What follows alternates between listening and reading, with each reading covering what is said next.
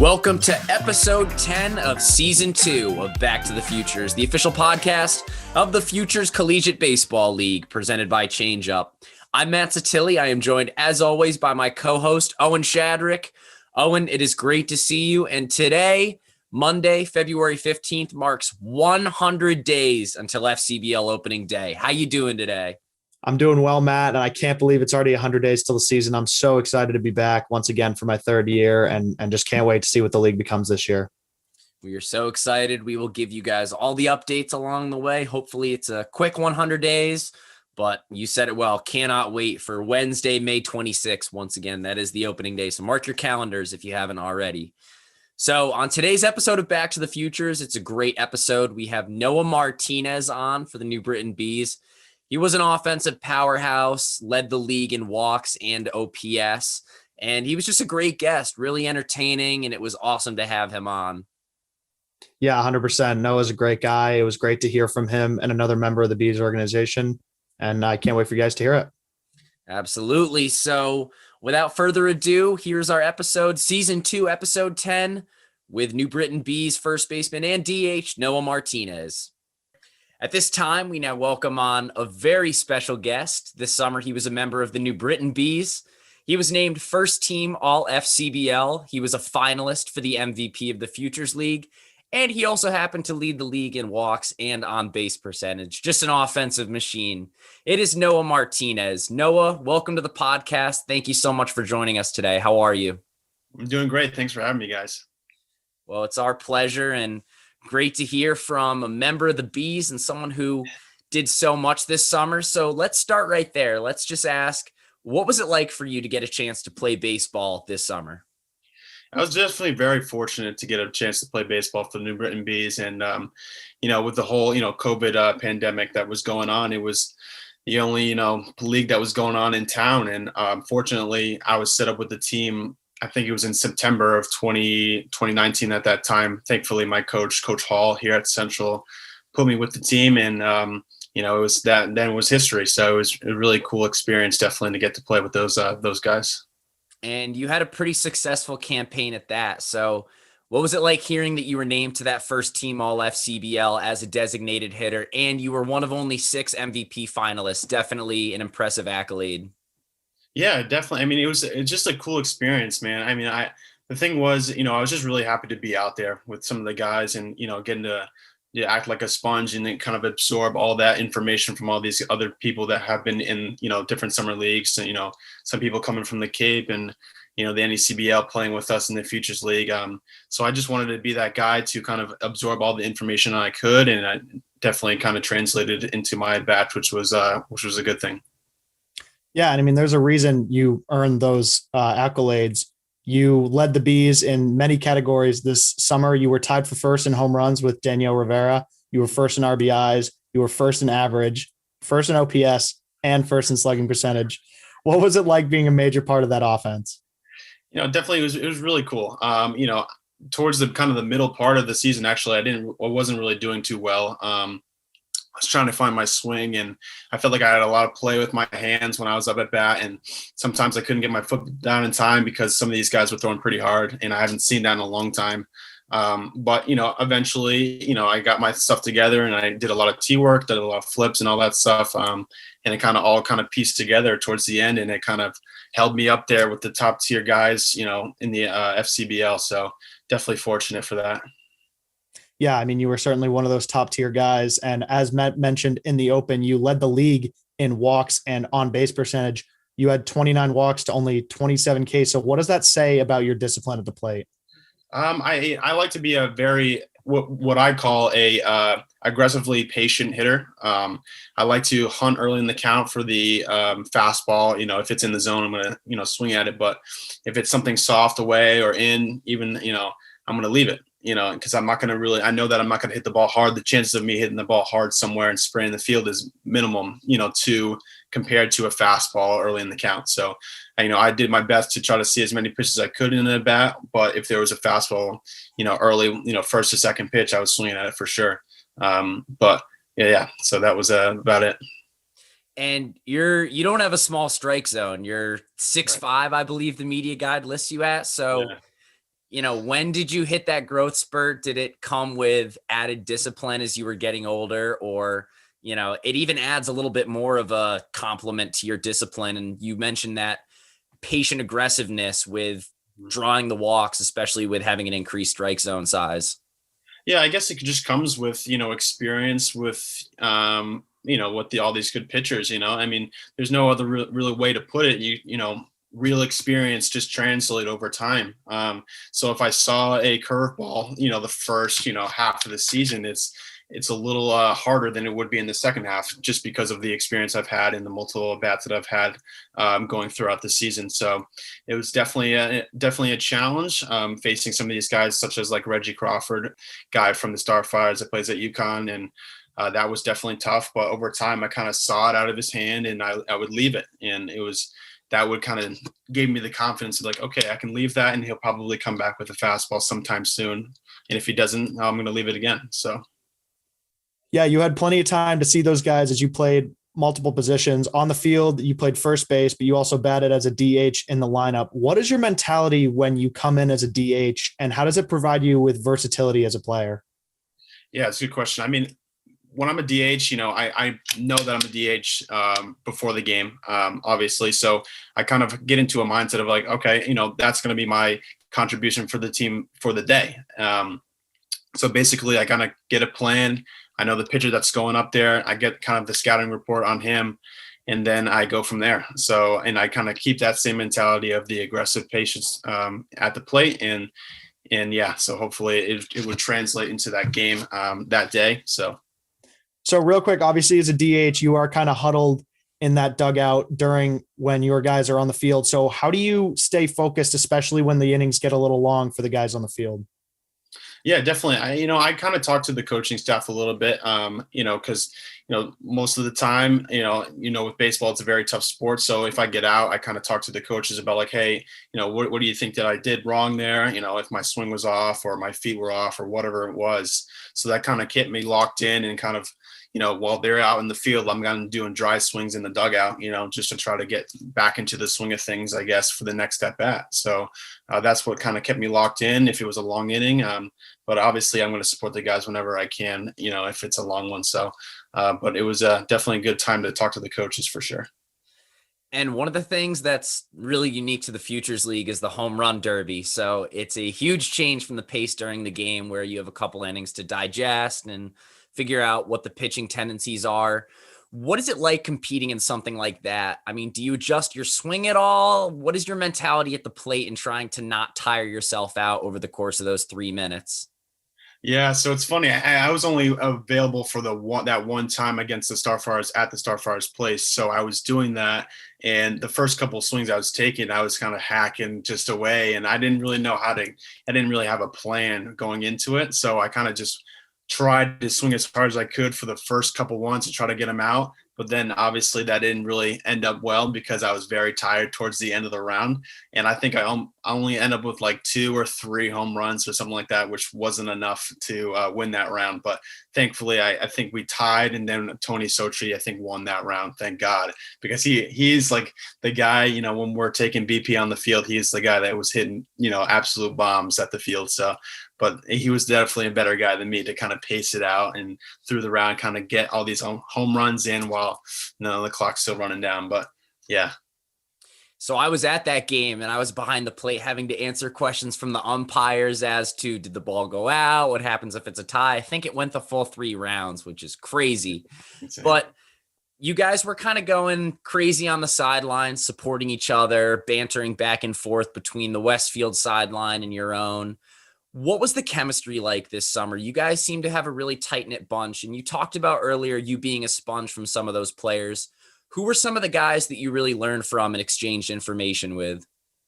Yeah, I think mostly, some of the guys I worked with a lot was probably Mikey Caruso, the catcher, Tony Sochi, the outfielder, and a couple of the pitchers, honestly, because as a pitcher, they kind of go through their routine through an at bat, and I asked them like, hey, if you're going to face me, what would you kind of throw me? Because I would want to know that kind of thing to get a better idea of how to approach an at bat or whatever it may be.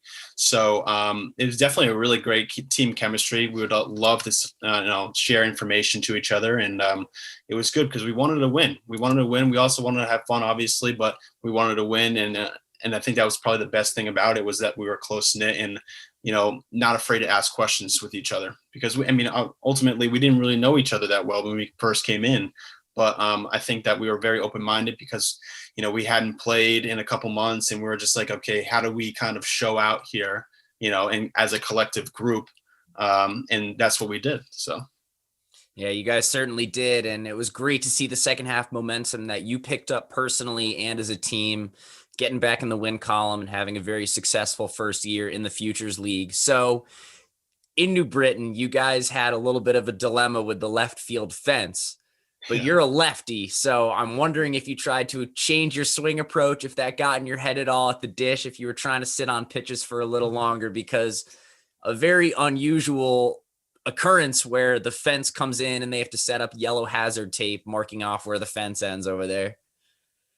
Yeah, that's funny because, I remember coming to the field that after that one storm that we had, and I just see that there was no fence there. And I'm like, okay, so what are we going to do? Are we going to play or what are we going to do?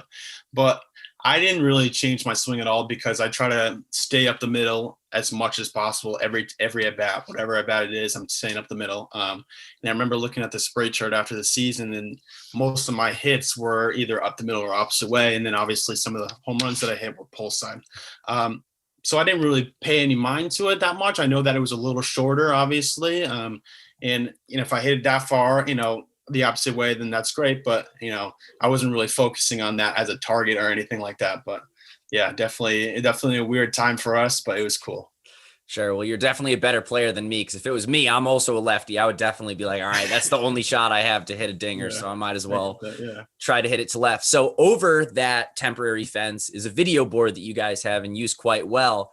Now, oftentimes it would say that your home runs were going 425 feet, the Stanley ticker. I don't know if you buy that or not, but I just wanted to ask, what does it feel like launching 425 foot nukes? Well, it really felt good. That was the first home run I had, the 425. And I knew that I hit it pretty good. I honestly thought I hit it on a line, and I thought I was going to hit the fence, to be honest with you. And that fence is pretty high.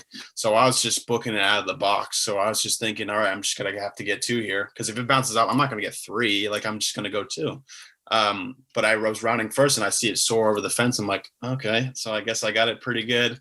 I saw, on the video afterwards, I saw like some of the flags moving. So I was like, okay, maybe the wind took it a little bit, but I don't know if that ticker thing is accurate for sure, but I'll take a 425 for sure.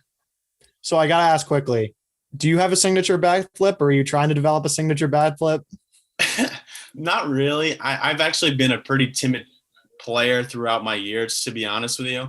But I guess over time, when I had confidence at the plate and I knew that I got one, I kind of just would flick the bat. I wouldn't even think about it. It kind of just would come off my hands and just either go farther than usual. But I never really hit a home run and stared at it and flipped it like Juan Soto or something like that. But no, I'm not really thinking about that. I'm trying to hit the ball as hard as I can, but yeah. Yeah, well, if you want some lessons, Tim Anderson and Juan Soto are 2 good ones to look up. Yeah, absolutely. I'll make sure to hit them up. Yeah. And you mentioned it earlier. One thing that was unique about playing in New Britain this summer was you guys got to play in front of fans. Obviously, with the Massachusetts rules, a couple of the teams did not. So what was it like getting to experience playing in front of fans at New Britain Stadium? It was great, man. They brought the energy for sure, with that, all the music playing before the game, and, the mascot going around and talking to the kids and all that. And we were, play catch with the kids out in the crowd and all that. It was really fun. They brought that energy to New Britain, and it was kind of like it was a genuinely good atmosphere for baseball. And, it was kind of a glimpse of what we can be in the future, definitely, with COVID going away, but we are very, very fortunate to have them there, because it would be a completely different story for sure if they weren't. So definitely a great time. Well, it was an electric atmosphere, and we would always be up at the press box, and we would be sitting near the public address announcer, Chris Grace, who would often announce you as Noah Martinez with the tongue roll. Thoughts on that introduction? It was awesome. I didn't think that he would do it. I remember that first time that he did it, I'm like, okay, that's a new one for sure. I never had that happen, to me before, but it was really cool. It was kind of electric. I don't know if I hit the ball there or I struck out, but it was definitely very cool. Definitely. Yeah, nothing like a hyped up public address announcer to get the crowd going, as Matt would know pretty well. Yeah, definitely. You did not play at school last spring, so how did this summer build your momentum toward this spring? Yeah, I mean, it was definitely a good, kind of couple games. I think we played 35 games. It was very valuable for sure because we all, I think it was me and my shortstop here, Matt Bertocci. We were playing obviously at Central together, and we definitely needed that practice and that, time to get at bats in and see live pitching and get live reads out in the field. It was definitely very important for us to be out there, and obviously very fortunate because most of our team here at Central didn't get to play at all. So definitely very cool to get out there and play. Before we return to our interview with Noah Martinez, once again, we wanted to give a big shout out and thanks to Changeup, one of the FCBL's cornerstone sponsors. Changeup is a cutting-edge, player-centric pitch and performance management application.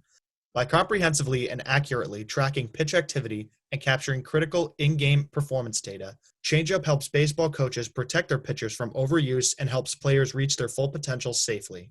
During the 2020 season, FCBL teams reaped the benefits of the Changeup application, including the ability to keep college coaches informed on what and how their players are doing here in the FCBL.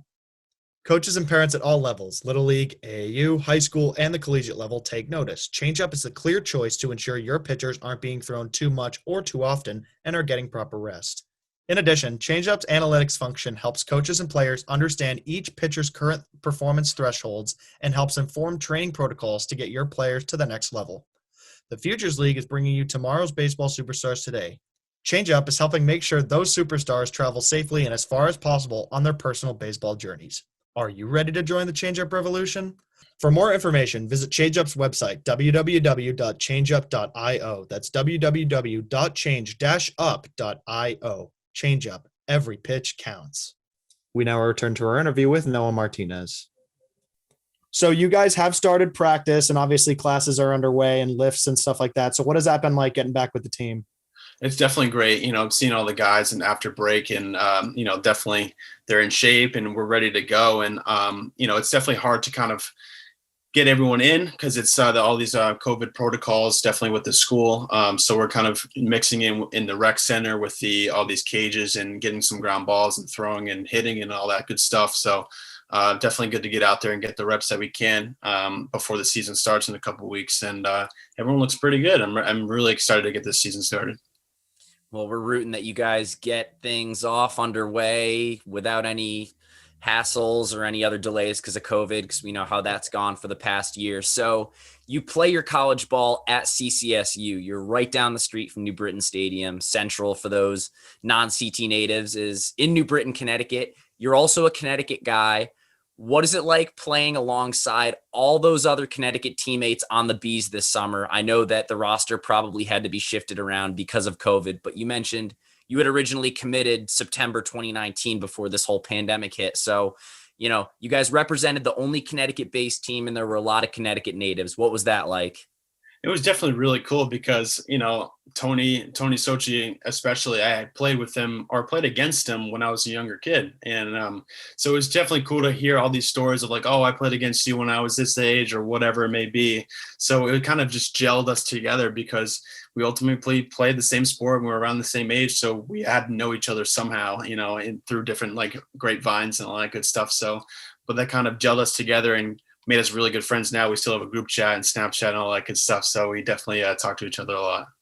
Yeah, no, that's fantastic. And I bet it'll also be super cool. Your teammates who play at other NEC schools from the Bees, getting a chance to play against them and knowing their tendencies and all that. So just a great mishmash of people in the Futures League and relationships that tie in elsewhere. But you didn't always plan on going to Central. So you originally committed to Army West Point before transferring. So what went into that decision? And then when you decided to transfer and join the CCSU Blue Devils, how do you feel like you found a groove there and are really gearing up for your first spring season? As you mentioned, those guys didn't really get a chance to play in 2020.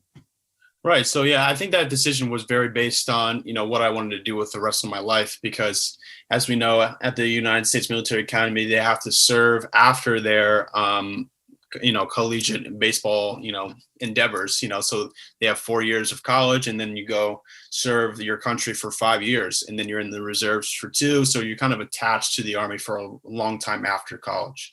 And it's not really even college. It's kind of just like, an experience. It's a very tough place to be, definitely.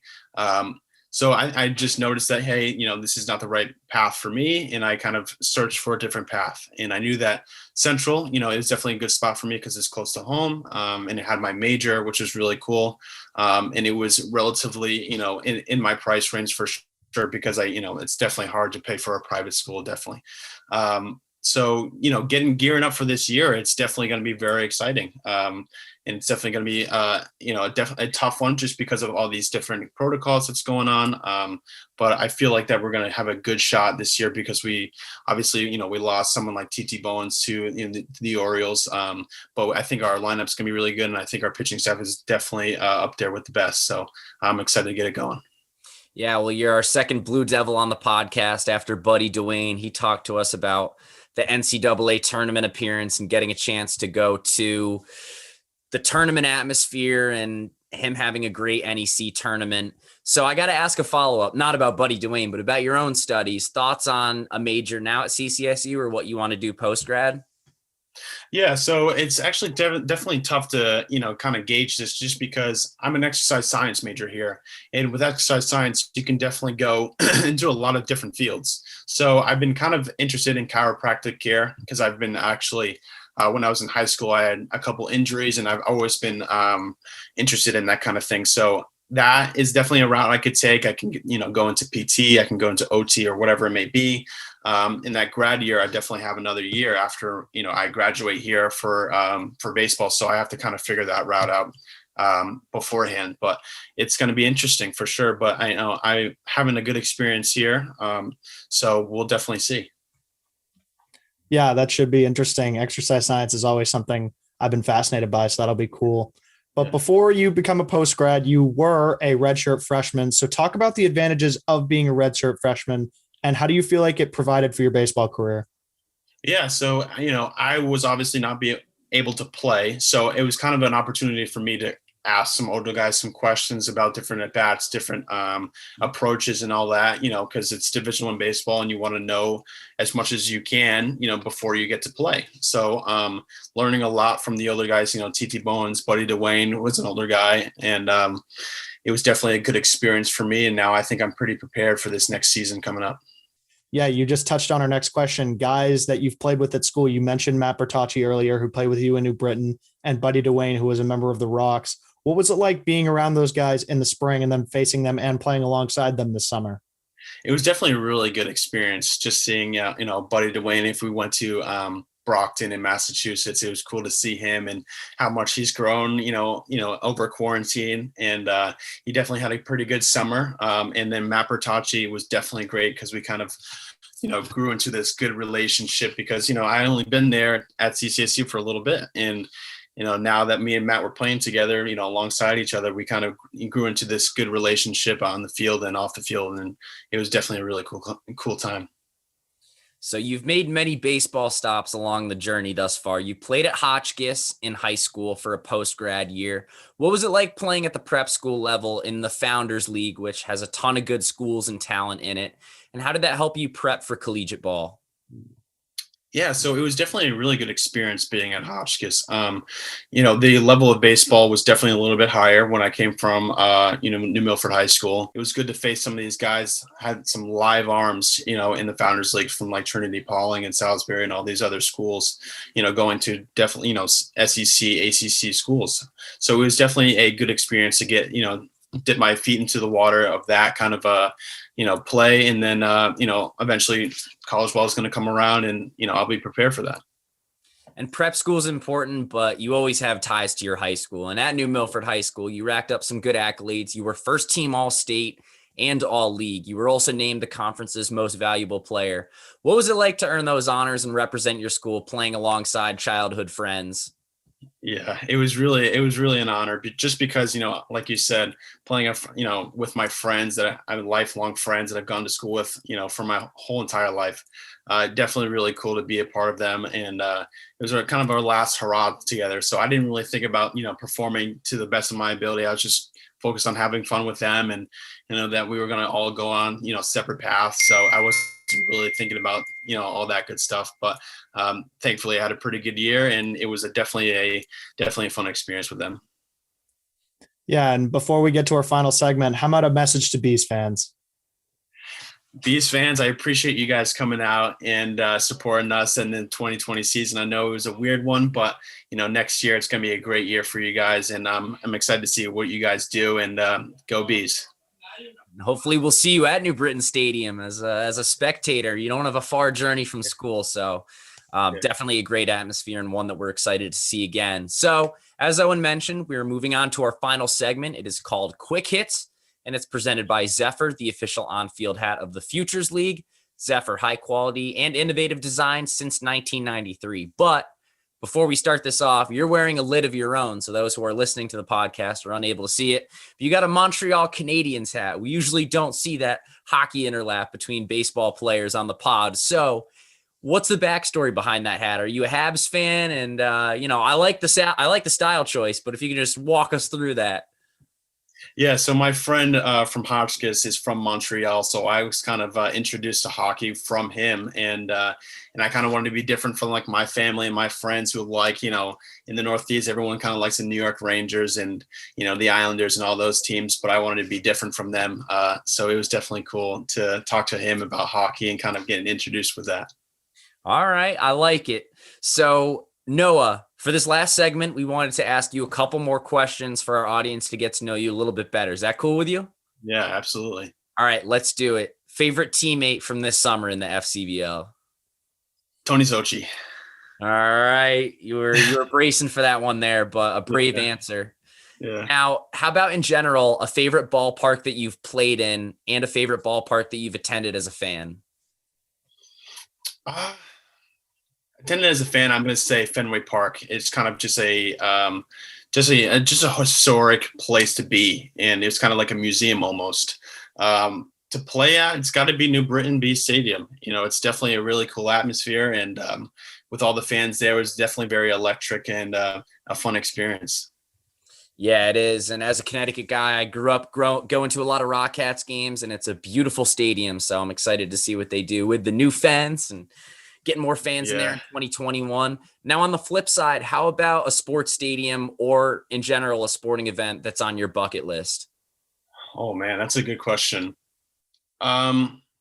I guess, I need to go to a Steelers game because I'm a Steelers fan. My family's are Steelers fans, and I need to go to a Steelers game, definitely with my family, not alone. But Heinz Field is definitely a bucket list item. Yeah, we were looking through your Twitter to try to find content and confirm the Army West Point. We found a couple Steelers favorites. Quick question about the 11-0 start, and is the Browns the Browns? Yeah. I mean, listen, I saw that clip from Juju, and I kind of cringed for sure. And then we lost, and it was one of the worst football games I've ever watched in my life. So I got to, swallow that bullet and, take it like a champ. So all my friends were kind of getting on me for that. But listen, it happens, and it's sports, and we're just looking for next year. Yeah, unless you're a Pats fan like Owen, it happens to be 31 of us. But hey, man. Now, how about your walk-up music? Something you had this summer, something you're prepping for this spring. What are you walking up to at the Dish? Man, that's a good question again. I think I'm going to go with Nav again. Nav was for the Bees. I played Turks by Nav, but I think I'm going to go with Repercussions by Nav. His new album's really good, so I think I'm going to go with that. Real quick, would you ever put the Corvette song as your walk-up song? Oh man, no, definitely not. From TikTok, no, definitely not. Absolutely not. I don't have TikTok on my phone, so I can't definitely do that. No. Nice. Maybe Renegade, not the TikTok song, but Renegade, the Steelers walkout, something like that. Add a little more juice to it. But Now, final question from me before I pass it over to Owen. Favorite big league baseball team and player, whether current or historical? I'm going to go, well, Red Sox for sure. Boston Red Sox is my team. Well, growing up, just a short story, my best friend my entire life, his name's Liam Roberts. He also loves the Red Sox. And I remember him saying that he loves David Ortiz, and he said that first. And I was like, oh, I love David Ortiz. So I had to like change it up. So I think at the time, well, I knew that I loved Ryan Howard, who played for the Phillies, and he hit bombs as well, just like, David Ortiz did. So I'm like, I like Ryan Howard. So I kind of like had to say that, but definitely Ryan Howard for sure. Yeah, Ryan Howard, a first baseman, David Ortiz, a DH. Yeah. So you got both right there for you. Yeah, had to get that. And then, so moving on, how about a nickname that you've been given in baseball or otherwise? My nickname is Panda, actually, because when I was growing up, I was a little bit chunkier kind of kid. And I was a slow kid, and I was like ferocious, but not like mean or anything. So I was like a nice kid, but Panda, and it's kind of stuck on since, when I was in high school. So yeah. Yeah, the aggressively disciplined and Panda go hand in hand together. Yeah, it kind of does, yeah. And then, are you superstitious at all? Not really. I think I have a routine when I get into my, my bats, when I'm in the batter's box and if I'm in the batter's circle as well. But not really a kind of thing that I've, I can say it right now and tell you what my superstitions are. But, I have a routine and I kind of stick to that. But nothing crazy where if I go out of whack a little bit, I'm going to freak out. So you're probably more sane that way anyway. Yeah, exactly. And then how about favorite ballpark food? I'm going to have to go with the good old hot dog for sure. Yeah, there's nothing wrong with that at all. Absolutely not. It's so good. And then bubblegum or sunflower seeds? Oh, I know that's a segment here. I know that's a debate. And I was thinking about this last night, and I think it might have to be seeds because there's so many different flavors, and I was thinking like, okay, what kind of flavors I like the ranch, I like barbecue, and I'm a weird guy that likes dill pickle, so I love seeds. No way. That's huge. So ready to go. Sure, seeds are the best. Has to be. Yeah, I'm counting. Yeah, I count. We've done a lot of counting here, and I can tell you I count the amount of people and remember those who like dill pickle seeds. So yeah, congratulations. There you go. On the good list. You're on the good list. There we go. I love it. And lastly, how about a favorite all-time baseball memory? I think my favorite all-time baseball memory was playing in a regional with my home friends when I was 12 years old, and we were in a home run derby. And I was my dad was the pitcher for the home run derby, and that was probably my best baseball memory for sure. It was kind of like a good team camaraderie thing, and we were all there eating like chicken nuggets and French fries, watching each other hit bombs. It was really cool experience, and I'll always remember that. I know that I don't have too much baseball experience past that, but there's nothing like that first taste of playing under the lights in Little League with your hometown friends. So yeah, definitely. Noah, thank you so much for joining us today. It was a ton of fun. We're going to be rooting you on at Central this spring, and so excited to see what you go on to do. Maybe as we grow old and the joints get weary, we'll try to call on you if you end up becoming a chiropractor. But for right now, thank you so much for joining us today. Best of luck with everything. Thank you, guys. I really appreciate it. It was definitely really fun to talk to you guys. Absolutely. So this has been episode 10 of season 2 of Back to the Futures, the official podcast of the Futures Collegiate Baseball League. We have new episodes coming out every Monday. Make sure to subscribe. I know Noah's subscribed. He says he's an average listener.